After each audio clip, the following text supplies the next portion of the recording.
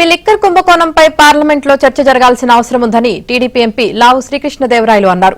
వేల కోట్ల రూపాయలు విదేశాలకు తరలించారని ఆరోపించారు. చర్చించాలి, పెద్ద ఎత్తున మాట్లాడాలి.